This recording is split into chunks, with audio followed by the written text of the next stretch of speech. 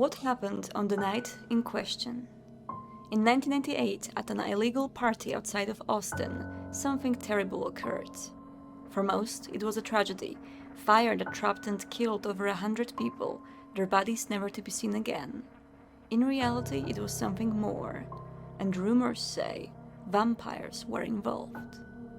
The night in question is an immersive Vampire the Masquerade LARP with a horror twist. Inspired by movies like From Dusk Till Dawn and Near Dark, it stands out compared to politically driven Camarilla events. Here the basic experience is playing a mortal, someone who has no idea about vampires and their existence, until the Sabbath attacks. In 2022, I went to Bastrop, Texas, knowing well I might get hunted, chased, and maybe even buried alive, having to climb back from my grave to join the bloodthirsty undead. This was supposed to be my first LARP ever, and I took the camera with me to uncover the secrets behind the scenes, and to find an answer to a question. Why do people travel to a small town in Texas in order to get pretend killed?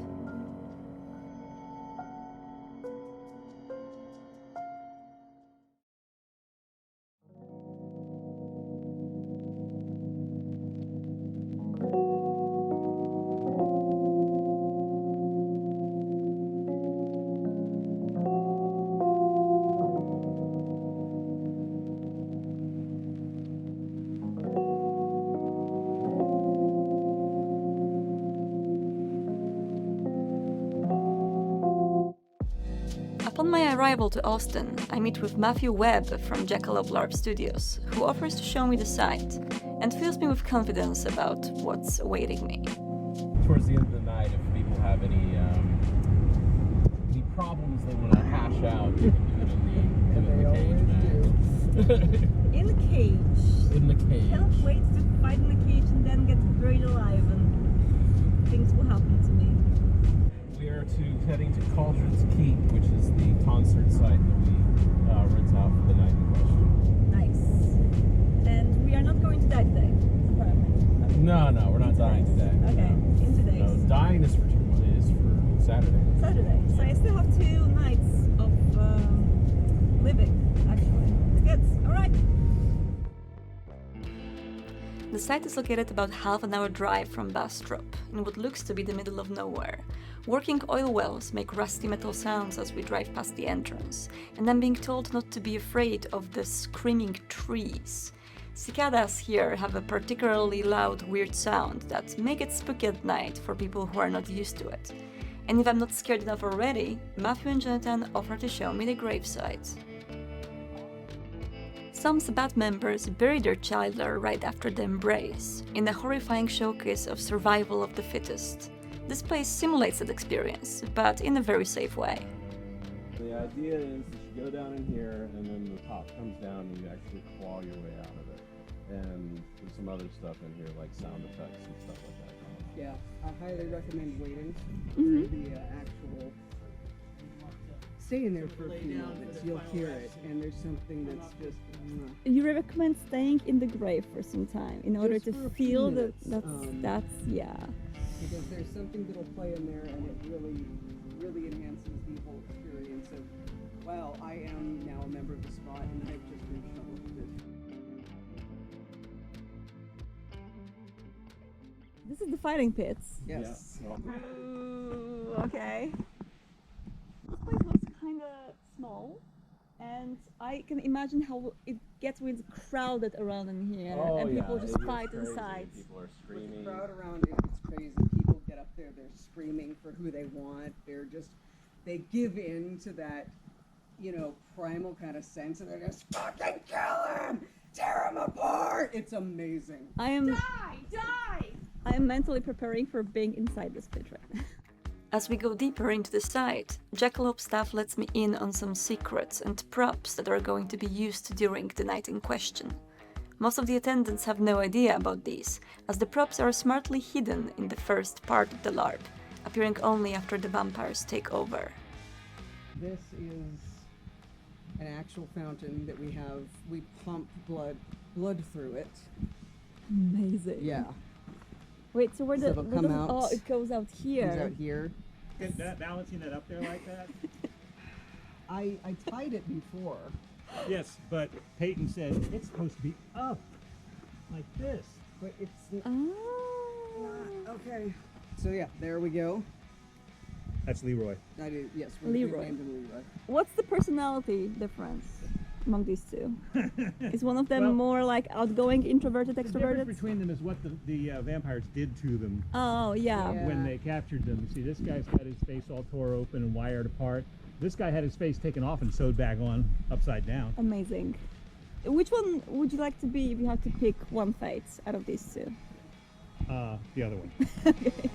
Among the props, there's an impressive array of rubber weapons that are safe to scare the humans with. Players can also bring their own fake weapons, as long as they don't look like firearms. All weapons have to go through extensive safety checks before the game. Even then, getting hit by a shovel or a baseball bat always has to be consensual. All those local vampires with them spades, and then there's one European with the course, swords. Yeah. Some old fucker. Perfect. Yeah. You have to have a baseball. Be careful. I'll be careful. But I must go deeper and see all the places that will be out of my access as a player. This is where all the magic happens. The night in question is a story separated into acts, and each act, and transitions in between them, are showcased by the change of lights, music, and then finally, props. At first, it must look like a weird but hardly supernatural rave among the mortals. Vampires cannot start hunting until Pet Cemetery by the Ramones plays on the dance floor. It's when the lights turn red, and later when the ballroom blitz plays, that the hell breaks loose. Like a horror that slowly builds suspense to finally present its whole arsenal of scares, the night in question unfolds gradually. And soon, I was going to be on the receiving end of this. Hello, so we start another day after actually having a pretty good night of sleep. I have no idea how I survived up until 11 p.m. local time yesterday, which was my like 6 a.m. I think, or 7 a.m. And we are going to try some southern breakfast cuisine in a place called Maxine's Cafe. Maxine's Cafe, which apparently is really good. And I'm going to try some gravy apparently. So Biscuits and gravy. I better try some good food before I die tomorrow. So my plan for today is to just have fun, eat a lot of food, and enjoy being human, because that's not going to last for long. Any last words, Matt? No. Too early. It's too early for last words. It's too early for last words, but not too early for gravy.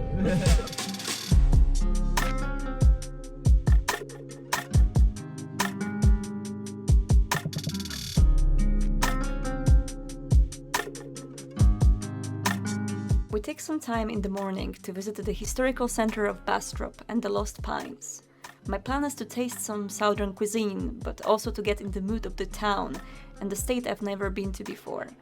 One of my fears coming to the LARP is, coming from Europe, not only do I speak with a heavy accent that may not be easy to understand during the game, but also my familiarity with Bastrop is limited to knowing some movies that were shot here. Given the movies may be quite fitting to the theme of the LARP, as we're talking about Texas Chainsaw Massacre and the remake of Friday the 13th. In the end, it turned out there was nothing to fear. I'm not the only European who came to this night in question, and I'm about to meet people from Sweden, Denmark, and the UK who flew just as far as I did to participate in the experience. Apart from that, a vastly diverse group of people from all across the United States arrives to Bastrop every year to attend this event. This year, it's over 160 people. For many of them, it will be their first LARP, just like for me. Knowing this, with my stomach full of delicious tacos and with the approval of the local fauna, I feel just a little bit encouraged to believe I will do okay. But I don't know anything about how to LARP yet, so I await the workshops in anticipation. So I'm back in the hotel room right now. The registration for night in question has already opened downstairs. There is a queue of people waiting to show their vaccination certificate, as well as sign the waiver in which they confirm that they are responsible for the actions that they are going to take during the LARP, and as well as receive some items. We've received the passport for attending an LARP. I'm going to show you how it looks like. As you can see, there's a place here for a stamp. Now, I don't have the stamp yet because in order to attend the event, I have to participate in the Considerate Play workshop, which is going to give me the stamp, and only people who have participated in the safety workshop can attend the LARP. Apart from that, we've received a really nice document that lets us know how to play hard and safe. What it does is basically shows you the gestures and what kind of a thing you can do in the game in order to make someone stop something, like make sure that you can go out of a scene, out of character without disrupting the game. There's an OK check-in system, which you may remember from the V5. So that's really cool. And it's very important for me because I've never LARPed before, so I don't really know how to like gesture towards people on how to, let's say, block things. So blocking is basically, I don't want you to use this particular item right now. I don't feel comfortable around, let's say, knives. Can you please hide this knife and not wave it in front of my face? And that's how you do it. Of course, the verbal signs are also mentioned in here. General rules of consent, negotiation, which is also really nice, how to negotiate physical contact with people. And I'm going to play very much of a non-physical character simply because I personally am very much like not into touching strangers, and I'm not very much into that. So I will wear a special red bracelets, which everyone can opt into, which is basically no physical roleplay. So I can roleplay with people, just pretend, for example, that someone's feeding from me, but there's not going to be actually any physical contact. And you can also wear a yellow one, which means that it's based on the consent in particular cases. And a green one, which is I am open to physical contact, but also you have to ask. So there's no bracelet which allows anyone to do anything. You always have to ask for consent. And this made me feel super safe about the LARP, just because I was initially afraid that as a person who's not very physical, can I go on a vampire LARP really? And can I really participate in something like this when I don't like to imagine myself being like, pretend fed by strangers or stuff like that. And this really made me feel safe. That's, yeah, sure, I can play and role play without that physical contact too, and it's going to be fine. So I'm going to go back now. I've already met some of my group friends, the people who I'm going to play with in character, so the ones that have the same group as me. We are the scene kids, so we are the real deal, the alternative kids that go to raves like this and to parties like this often. We live the alternative lifestyle. We don't like the posers, we don't like those that, try to pretend that they are like us just for a weekend. And we are just mere mortals. Most of us don't know what's going on. It's easy to meet new people and make connections even before the workshop starts. I talked to a few of the attendants in hopes of finding out more about the general audience. Are they old Vampire the Masquerade fans, or maybe they have just joined fandom? Are there any Night in Question veterans, or other people for whom this is their first LARP? It quickly turns out it's all of that. Well, my name's Tisri Zelig, and I've been LARPing for almost 10 years now. So I got really into Vampire the Tabletop when I was a teenager. Yep. And then my cousin's friend said, well, did you know there are people who like dress up as vampires and we play the game, but without sitting at a table, we just, do it together, and signed me up for my first ever LARP right then and there. I have not been to Night in Question yet. I've been trying to come for years, but it keeps just not working out. Oh, so who are you playing tomorrow? I'm playing Ophelia Blythe. She is the quiet one. Doesn't really want to be here. Mm-hmm. She's one of the one last Wild Night people. Have you already made some ties in character, or are you just going all in blinds? I have multiple ties already. Okay. I met up with several people, yeah. And what is your hope for tomorrow? Just gonna have a good time. My name is April Brown, and I am a player here at the Night in Question, and you may also know me as the Tabletop Geek on TikTok. Yeah, because I saw you first when you were doing TikTok for Exeter by Night, the online TikTok LARP, right? Right. That's really how I got into LARP, was doing it virtually. This is my second time LARPing in person. Knowing what I know about the Night in Question, I'm expecting pure and utter chaos.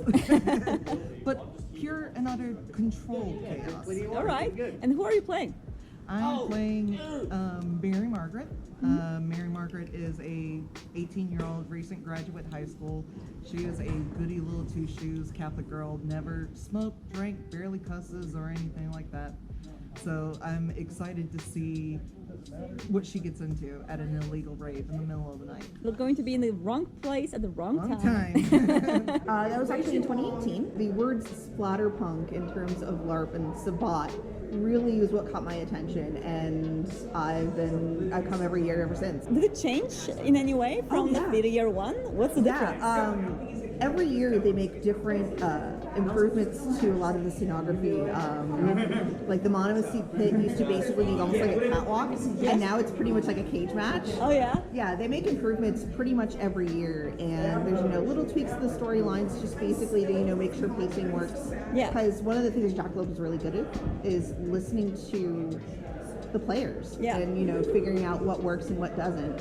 So it's not like major changes every year, it's just further refining it. It's the same basic story, but you know what? There's so many different variations you can play. The replayability on this is ridiculous. So do you see a lot of recurring players or some new faces?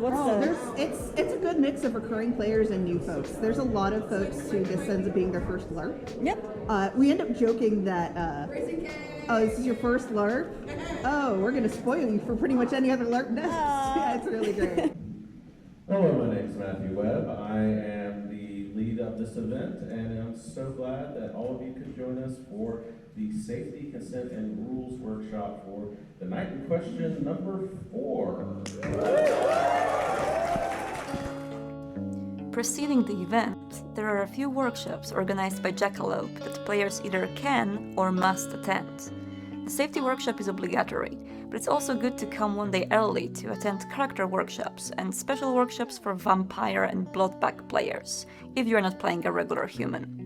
Character workshops let you meet your group, form ties, come up with shared backstories, and think more about who your own character is.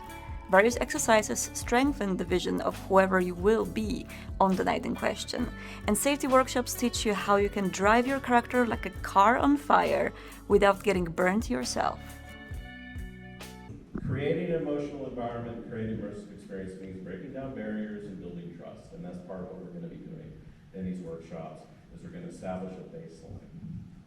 Now, one of the things we're creating in this moment is and I know a lot of you heard this field before, but you're going to hear it again. We are choosing to create a community in this moment. We are a community. And every single time you create a community, you have to create it based on certain rules. Now, you can do this 2 ways.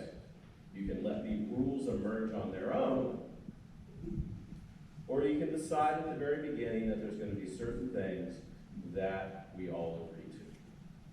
Now, at Jackalope, when we form communities around the LARP, we have a very simple principle that we base everything we do around.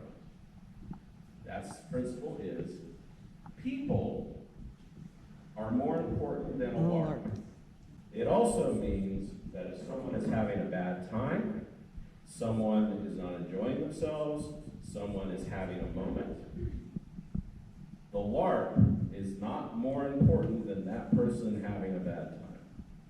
And I'm going to ask you to agree to care about each other more than you do about your character in the game. Got it? Got it. Yes. Sweet. We've all agreed to this because people are more important than LARPs. First thing we do is we're creating a community where people are more important than LARPs. You check in on each other. If you see somebody who looks like they're in some sort of distress or may need help somehow, you can wordlessly check in on them with a very simple hand symbol. Some assholes, some racists out there who've tried to come up with simple, fuck them. That said, if you feel really, really concerned about it, separate those fingers. These mean the same thing. It is silently asking the question, are you okay? If you check in with somebody and they do this or this, stop, break character, check on them, see what they need. If it's so-so, it might just need a slight calibration to the scene, or maybe they just need some water or something. At a table, you roll dice, and that's how you decide who wins and loses the conflict. In most LARPs, you do rock, paper, scissors. And that decides who wins and who loses. We don't do that here. What we do is called collaboration, which is, I would like to do something to your character, or have your character do something to me, so you and I are going to have a little quick chat about it. The workshops seem to be working, as I finished them not only feeling way more educated about how to act during the LARP, but also with a bunch of newly met friends from my group, the Scene Kids, who offered to take me on adventure.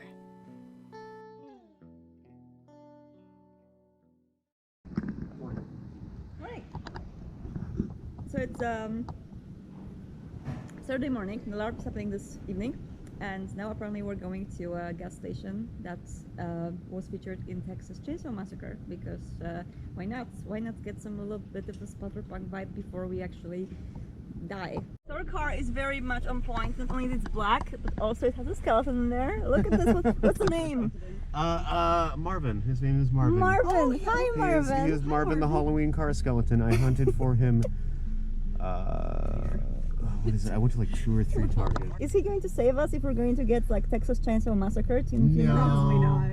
He's gonna be the one Texas Chainsaw. He's just always hanging out in the car. He's a bit of a lazy ass. Oh fuck, okay. I guess maybe we'll die earlier then. That's Yeah, fine. I we'll was all supposed die. to be alive for the next 12 hours at least. Okay. The gas station, as it's called, was featured in the first Texas Chainsaw Massacre movie and now hosts a shop for horror enthusiasts, paired with a surprisingly good barbecue. It's our last stop before we change into our Night in Question characters, so we stuff ourselves with brisket and stuff our bags with horror goodies to have some fun before Sabat takes the fun away forever.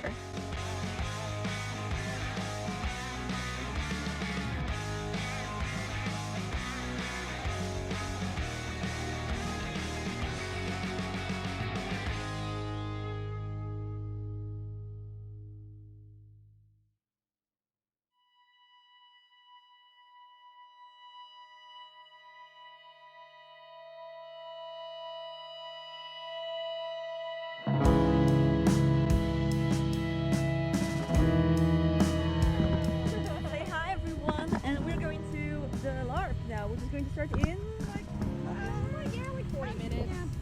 Yeah. So yeah, I am ready to die. Are you officially. excited? I'm nervous as fuck. It's but okay. I'm not. I've done this 4 times and I'm nervous. I like the sounds this is making. It's already a horror. Oh yeah, this is oil. This is Yeah. oil well. Yeah. It is actually, and it is actually really oil. Like right now. Yeah, I'm pretty sure that's actually toxic. Yeah.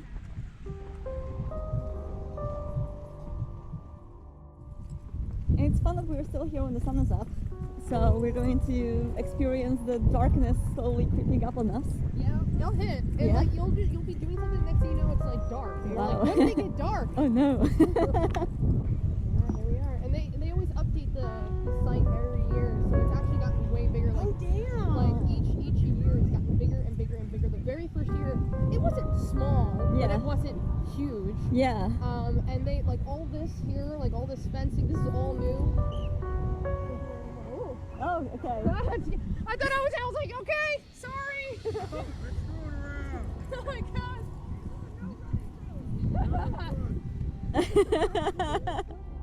Before the LARP started, I gave my camera and my phone to Eliza from the staff, who wasn't playing this year.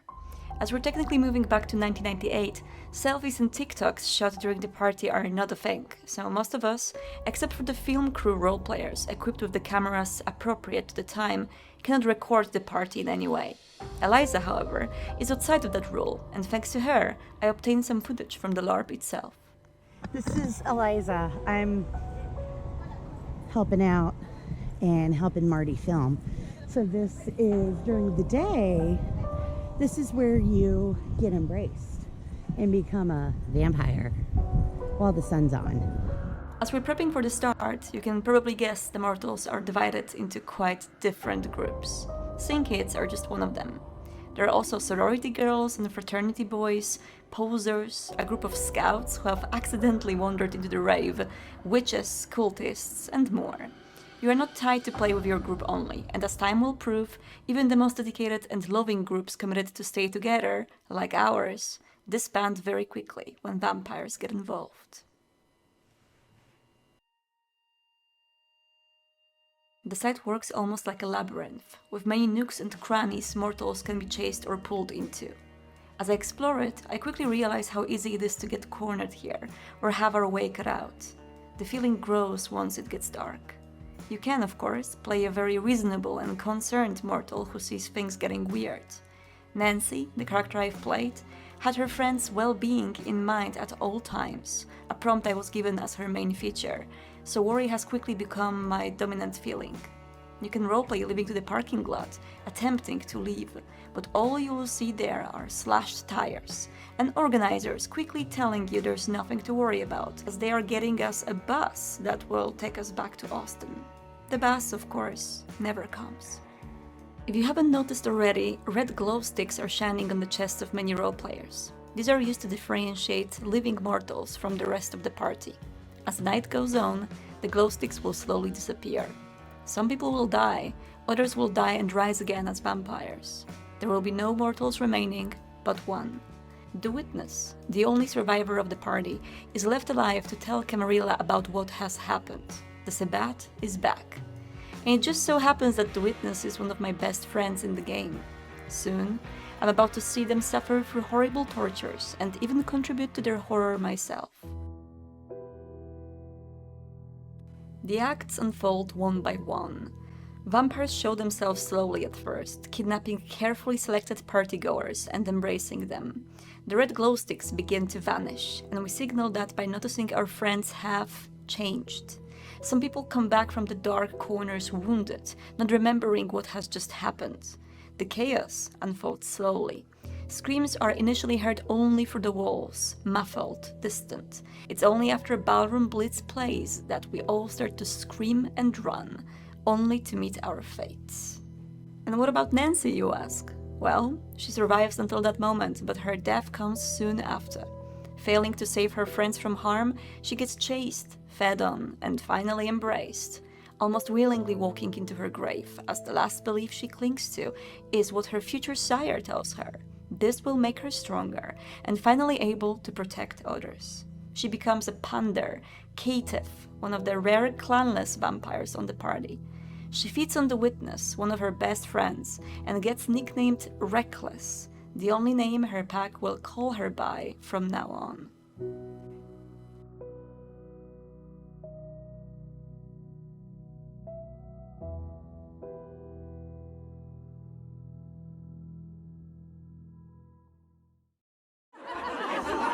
It does not pray for Cain. No, it doesn't. Locked up! Locked up behind you! Locked up! Get out the way of that. Right here! Right Coming, Father!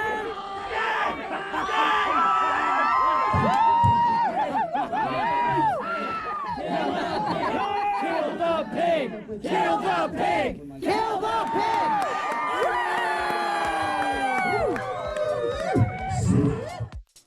After the embraces are done, the monster party begins. From fights in the monomacy pits to the bloody rave, Sabbat is opulent in their displays of violence. The Dominion makes a speech telling us what our purpose is, to march on Austin together and leave nothing behind. This is not the end of the story. For many of us, it's merely the beginning. We meet our packs, our leaders, we learn from our sires. Some of us buy into it easily, others do not. The embrace is a transformation in more ways than one. Some ex-mortals seem to enjoy it thoroughly. The good girls turn bad upon finally tasting the freedom and strength. Those who craved power in their lifetime now finally getting what they always wanted. Others still plot their escape and refuse to accept their new monstrous nature. No matter which groups we're from or which packs we ended up in, it's an individual journey for all of us.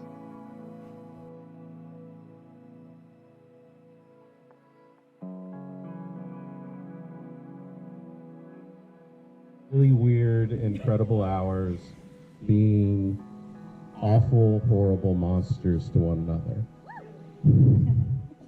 And I want you to take a moment and think about the person that you were being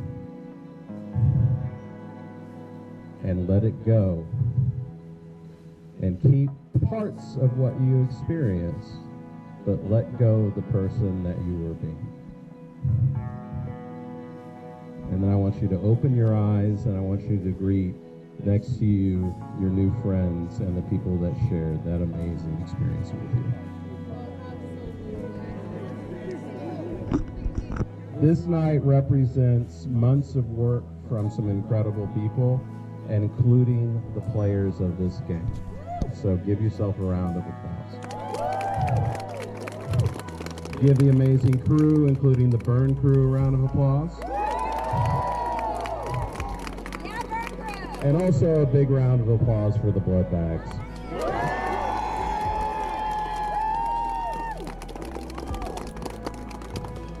And a big round of applause for the writers who created all these awful people. And a round of applause for the witness for being horribly traumatized all night. All of you deserve congratulations individually, but there's just too many of you. But also to the entire Jackalope crew, thank you so much. You did such a great job.